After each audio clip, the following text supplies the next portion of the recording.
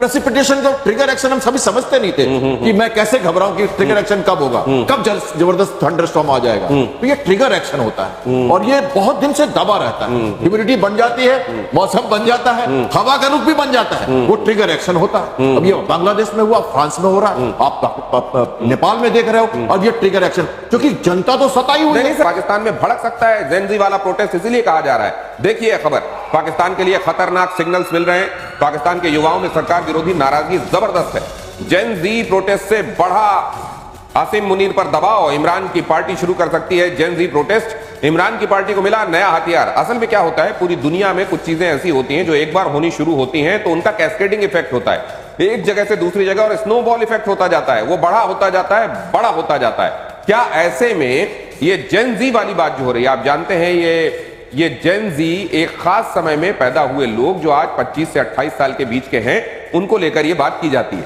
ऐसे में क्या ये जेन-ज़ी में गुस्से का उबाल वहां इमरान खान लाने में कामयाब हो सकते हैं? क्योंकि आप जानते हैं यूथ वो वर्ग है सोसाइटी का जो खेलों से, खासतौर से क्रिकेट से बड़ा मुतासिर है इस सब कॉन्टिनेंट में, आप ये जानते हैं। तो क्या ऐसे में इमरान खान वाकई इसको हवा दे सकते हैं? कैसे? देखिए दिनेश जी, आज का युवा बहुत सतर्क है। हम समझते हैं ना, जैसे मैं बात करूं, जैसे जब बरसात होती है ना तो ह्यूमिडिटी चाहिए, ये इतना टेम्परेचर चाहिए, और एक ट्रिगर एक्शन होता है जिसको प्रेसिपिटेशन कहते हैं। मैं पायलट मौसम विभाग की बात कर रहा हूं। तो प्रेसिपिटेशन का ट्रिगर एक्शन हम सभी समझते नहीं थे कि मैं कैसे घबराऊं कि ट्रिगर एक्शन कब होगा, कब जबरदस्त थंडरस्टॉर्म आ जाएगा। तो ये ट्रिगर एक्शन होता है और ये बहुत दिन से दबा रहता है। ह्यूमिडिटी बन जाती है, मौसम बन जाता है, हवा का रुख भी बन जाता है, वो ट्रिगर एक्शन होता है। अब ये बांग्लादेश में हुआ, फ्रांस में हो रहा है, आप नेपाल में देख रहे हो, और ये ट्रिगर एक्शन क्योंकि जनता तो सताई हुई है। नहीं सर, लेकिन हम तो ये पाकिस्तान में बहुत दिन पहले, आपको MQM याद होगा सर, किस तरीके से मौलाना ने पूरा ब्रिगेड निकाला, पूरा मार्च निकाला था, और पूरा पाकिस्तान एक तरीके से लग रहा था कि उनके साथ आ रहा है, लेकिन बड़ी बड़ी चतुराई से उसको दबा दिया गया था। तो क्या ये चतुराई एक बार फिर कामयाब होगी या इस बार तो ये विद्रोह होकर रहे? देखिए, जो MQM की बात करते हैं, फजलुर रहमान वाली बातें, उस समय भी ऐसा लगता था कि कुछ ना कुछ हो जाएगा। पाकिस्तान के अंदर से जितने यूट्यूबर्स हैं, इवन आप देखते होंगे, आप मीडिया के लोग हैं, वहां से भी मीडिया के लोग जो यूट्यूब बना के डालते थे, और जिस तरह से भारत का वो दिखे एग्जाम्पल ये हो रहा है। इवन ओल्ड पीपल जो है पाकिस्तान के अंदर में, उनकी एक ये है कि एग्जाम्पल देखते हैं भारत कि भारत इतनी आगे ऊपर चला गया, हम पीछे रह गए। और 9 मई की जो घटना है ये कभी भी फूट सकती है, मेरा अपना अनुमान ऐसा है। मगर इसको ISI और पाकिस्तान आर्मी ने बड़े बेवकूफी से दबाया हुआ, और उसका एक कारण है, ये है कि ये जो 3-4 जो हम ये प्रदेश हैं जहां पर कि वहां से अलग होने की लड़ाई चल रही है, यदि वो जुड़ जाते, इसलिए वो हाथ जोड़ नहीं कर पा रहे। बलूचिस्तान के लोग अपनी आजादी की मांग करें, डिफरेंट जो TTP है वो अपनी डिफरेंट है खैबर पख्तूनख्वा के अंदर में। उसी तरह आप जाएंगे तो POK गिलगिट बल्तिस्तान में ये अलग अलग है। यदि ये जुड़ गए तो ये तो इसके पहले, सबसे पहले यही आना था। एक बात ऐड करना चाहूंगा मैं यहाँ पे, ये कौमी जो हुआ था ना, जैसे 9 मई की बात कर रहे हैं, तो वो हुआ था कौमी मूवमेंट, ये कौमी मूवमेंट जो है वो अलग है। ये जो मूवमेंट हो रही है, ये अगर पूरे ये अफगानिस्तान, ये जैसे बलूचिस्तान में भी वही प्रॉब्लम है, सिंध में भी वही प्रॉब्लम है, खैबर पख्तूनख्वा में भी वही प्रॉब्लम है। तो ये जो बहुत गहरा इशारा कर रहे हैं आप, ये कह रहे हैं कि कौमी वाली बात नहीं है, आपने रोटी कपड़े और मकान से, अस्तित्व से जुड़ी बात है। ये जब हुआ तो पाकिस्तान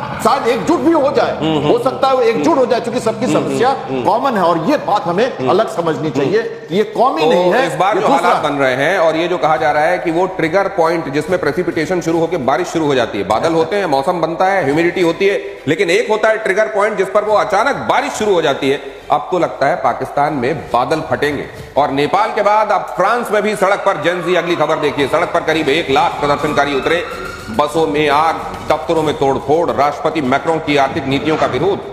हालात काबू करने के लिए 80,000 पुलिस वाले फ्रांस में तैनात किए गए हैं, और इस समय बहुत बल प्रयोग करके इसको दबाने में वहां पर प्रशासन लगा हुआ है, लेकिन इसमें वैसी कामयाबी मिल नहीं रही है। और इसमें इसको जो नाम दिया गया है, सब कुछ रोक दो, इसको वहां जिस कैंपेन का जो नाम दिया गया है उसमें उसका जो टैग लाइन है वो ये कहा गया है कि हर चीज को ग्राइंड हॉल्ट पिला दो, ऐसी स्थितियां बना दो कि सरकार हमसे बात करने के लिए मजबूर हो जाए। सर, फ्रांस में भी ये चल रहा था क्या? बहुत दिनों से चल रहा था बहुत पहले से चल। और ये इसमें बेसिक नाराजगी क्या है? देखिए, अगर बजट को देखते हुए कुछ जगहों पर बजट एलोकेशंस कम करने पड़े तो ये तो सरकार की मजबूरी है। नहीं, उसका कारण मेन है, एक साल में 4 प्रधानमंत्री, आपने सुना है? एक साल में 12 महीने में 4।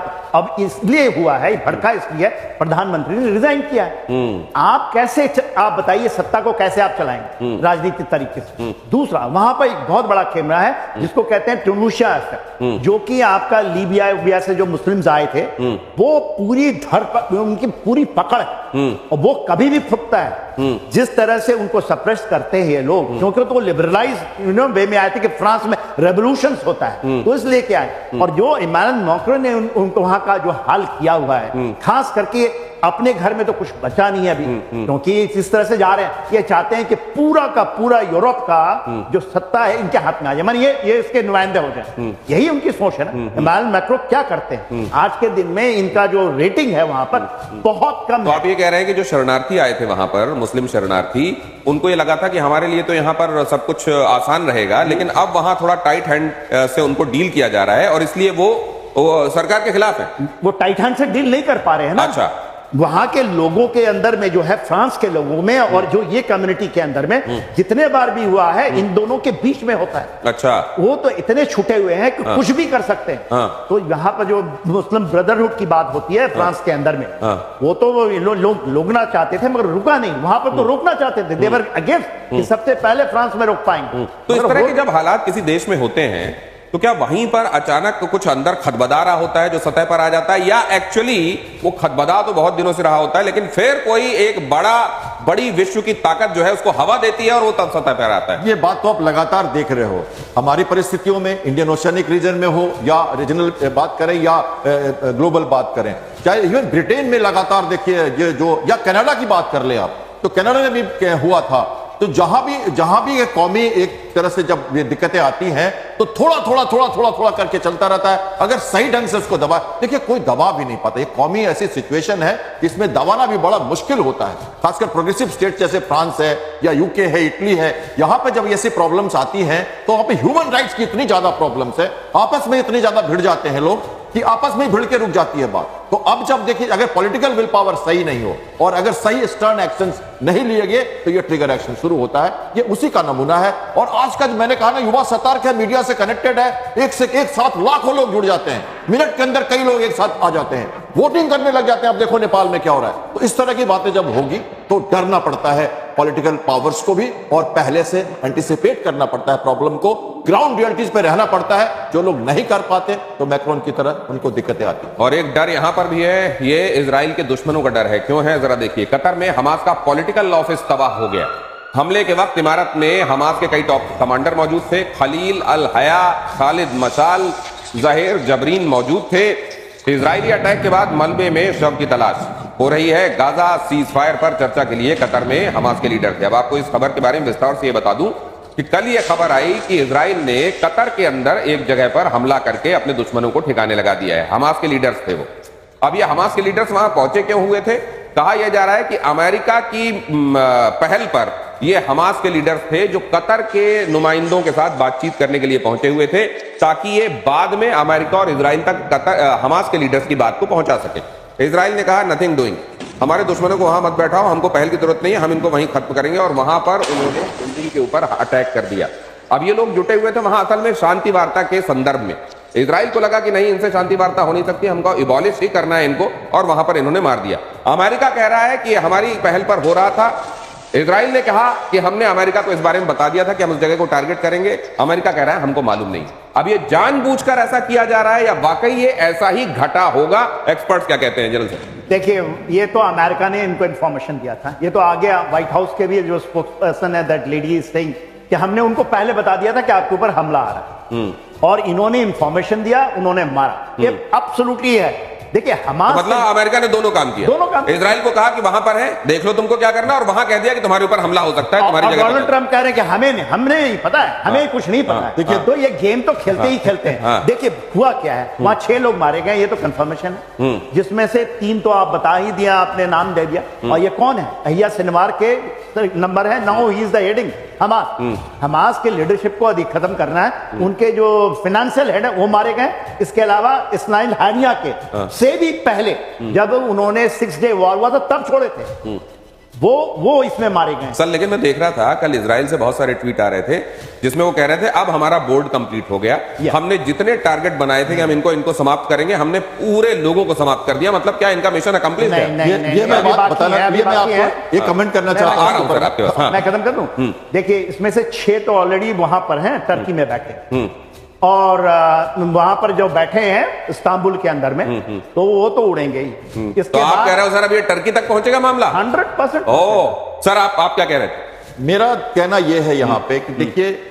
इजराइल एक अपनी नीति, सोची समझी नीति के तहत चल रहा है। कल मैंने आपको कहा था मिलिट्री रोल और क्लींजिंग रोल, 2 रोल कर रहा है। मिलिट्री रोल में स्ट्राइक्स कर रहा है वो, और क्लींजिंग रोल में पुलिसिंग का भी रोल, वो जैसे जेरूसलम में हो, वेस्ट बैंक में हो, या मोसाद के द्वारा ये जो अटैक देख रहे हैं आप दोहा में, या जो आपने देखा यमन में जो अटैक, तो या ग्रेटर इजराइल की बात करते हुए पेरिफेरल सिक्योरिटी लेते हुए क्लींजिंग का प्रोसेस कर रहा है वो, और इनको मारते जा रहा है। अमेरिका ने कहा हमने बता दिया था, कतार ने बोला हमें नहीं बताया था आपने, कतार ने कहा कि हमें नहीं बताया था। अब देखिए इसके कारण जोर्डान वहां जा रहा है सडनली, सऊदी अरेबिया के चीफ वहां जा रहे हैं, आज कल पहुंच रहे हैं सुबह, और यूएई के चीफ जा रहे हैं। ये सडन मीटिंग है, ऐसे इनकी मीटिंग प्लान थी पर इन तीनों का प्लानिंग नहीं था।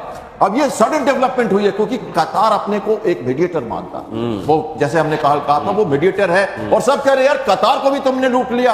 और अब क्या है, वो कह रहे हैं कि नाटो का सदस्य है इजिप्ट, जो सर कह रहे हैं, सॉरी टर्की, तो वहां वो शरण लेना चाहते हैं कि वहां आर्टिकल 5 में वो इजराइल ने तो क्लियर किया हुआ है कि आप दुनिया के किसी कोने में चले जाएं, ये होना हो सकता है नेटो का मुगालता मन में पालकर, और टर्की भी ये सोच रहा हो कि अगर इजराइल के दुश्मनों को यहां पर शरण दे देंगे तो इजराइल यहां कुछ नहीं करेगा। इस मुगालते में किसी को नहीं रहना चाहिए, वो इजराइल है।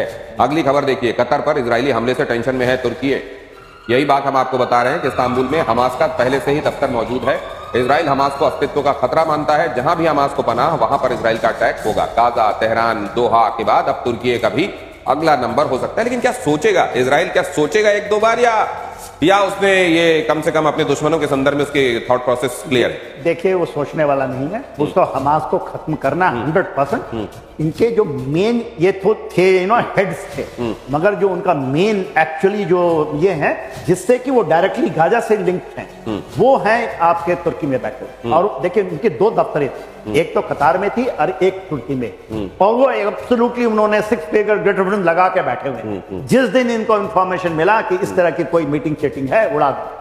ये तो आपको इंफॉर्मेशन के ऊपर है। मान लीजिए दफ्तर को खत्म किया तो बच जाएंगे, और अमेरिका ही देगा इनको इंफॉर्मेशन। ये अभी आपको बता देता हूं, इसके पहले आपने अभी कल 2 दिन पहले गड़बड़ किया था ना, सीरिया के ऊपर में आपने होम्स में बोला था, होम्स के अंदर में जितने मिसाइल तुर्की ने भेजे थे और जितने एयर डिफेंस, सबको मार के खत्म किया। दमास्कस के बाद में भी जो उस इलाके में इजराइल ने नहीं छोड़ा, इजराइल कहीं नहीं छोड़ने वाला। तो अच्छा भलाई इसी में है कि टर्की अभी उनसे कह दे कि यहां से चले जाओ, यहां पर मत दिखाई देना, नहीं तो फिर सॉवरेनिटी की चिंता करनी छोड़ देनी चाहिए। क्योंकि अगर वहां दुश्मन है, दुश्मन को पनाह दी गई है, तो सॉवरेनिटी वाला कार्ड फिर आप नहीं खेल सकते, कम से कम इजराइल के साथ। और कतर अटैक पर इजरायली मीडिया का बड़ा दावा, इजरायली हमले को अमेरिका की मंजूरी थी। यूनाइटेड स्टेट्स अफसरों को दोहा हमले की थी जानकारी। सवाल है कि क्या ट्रंप ने कतर में भी खेल कर दिया? हालांकि ट्रंप ने सफाई दी है कि हमला पीएम बेंजामिन नेतन्याहू का फैसला था, उनका फैसला नहीं था। लेकिन सर इससे क्या अमेरिका की क्रेडिबिलिटी इरोड होगी? कोई क्रेडिबिलिटी पर फर्क नहीं पड़ेगा, या ट्रंप के होने के बाद क्रेडिबिलिटी के लिए बचा क्या है? आपको क्या लगता है? आप उनकी कोई क्रेडिबिलिटी है? वो यही चीज, अमेरिका यही दादागिरी करता है। और देख ली, इसलिए अमेरिका है, ये भी मान ली पेंटागन अमेरिका अभी भी बचा हुआ है। किसी आप जब बन जाते हैं ना, साधु संत बन जाते हैं, तो आपकी कोई कैटेगरी नहीं होती है, कैटेगरी दादागिरी की ही है। ये टैरिफ लगा लो, ट्रेड ले लो, मारना देख लो, आना ईरान के ऊपर में 36 घंटे का हैमर स्ट्राइक किया उन्होंने, ऑपरेशन हैमर स्ट्राइक, अभी वहां पहुंच रहे हैं। ये तो बड़ा कहिए, ये तो दुनिया को ये सिखाया जा रहा है, बताया जा रहा है कि शराफत अली को शराफत मार डालेगी, इसलिए शराफत छोड़ के ही बाकी सब चीजें, ये अमेरिका तो यही बता रहा है। तो अमेरिका को जब यही वाली दवाई कोई दूसरा देगा तो उसको कड़वी लगेगी कि नहीं लगेगी? लग रही है, दे रहा है ना, भारत दे रहा है कि नहीं दे रहा है, आप ये बताइए। वो तो कह गए कि हम तो ऑपरेशन सिंदूर में उनको भेजना नहीं, लेकिन कैप्टन शाम ने एक बात कही थी सर कि दिवाली आने के पहले आप देखेंगे कि ये जो टैरिफ का झाग है ये बैठने लगेगा। ये आपको कैसे महसूस, ये अचानक जो सुर बदलने लगे हैं, ये वैसे ही जैसे इनको हफ्ते में एक आध बार कुछ अजीब सा होता है, तरंग आती है, वैसी तरंग आई है, ये चलेगी, ये लंबी है? ऐसा नहीं है। मैं ये बोन होमी चलेगी? ये नहीं चलेगी। ये देखिए, मेरा आकलन जो लगातार जब से मैं ट्रंप पहले में भी थे, आप भी हैं, उनको मैं जब देखता हूं, उनकी स्वभाव को देखता हूं, उनकी बातों का आकलन करता हूं, या उनके जो डायलॉग्स होते हैं, उसके हिसाब से मेरा आकलन है। प्लस जो भारत की स्थिति है, ग्लोबल जो परिप्रेक्ष्य में हम देख रहे हैं भारत की स्थिति, दूसरे राष्ट्रों के साथ पैरेलल जो हमारा ग्रोथ है, उसको मिलाते हुए भारत के प्रधानमंत्री ने वो कह रहे हैं मोमेंट्स ऑफ ओकेजन है, और ये भी कह रहे हैं कि हमने सोचा था हमने खो दिया। सर, मेरे को हुआ देख के वो याद आता है, ये चेहरा भी, ये हमारे ग्राफिक्स ने बड़ा सही और माकूल चेहरा बनाया है यहाँ पे। ये मेरे को कोई याद आता है जिन्होंने बच्चों से कहा कि तुमको जो सवाल मन में आता है मेरे से पूछो। उन्होंने कुछ एक सवाल पूछे कि कुतुब मीनार कहाँ है, अच्छा ताजमहल के बारे में बताइए। उनको कुछ नहीं मालूम था, नहीं बोले ये तो नहीं मालूम, ये भी नहीं मालूम। तो बोले कि तो फिर आपसे क्या पूछे? नहीं, जो मन में आता है पूछो, पूछोगे नहीं तो तुम्हारा जीके कैसे बढ़ेगा? ये वही वाला हाल है इनसे। आप कोई तवक्को नहीं कर सकते, लेकिन इनके साथ डील करना बंद भी नहीं कर सकते।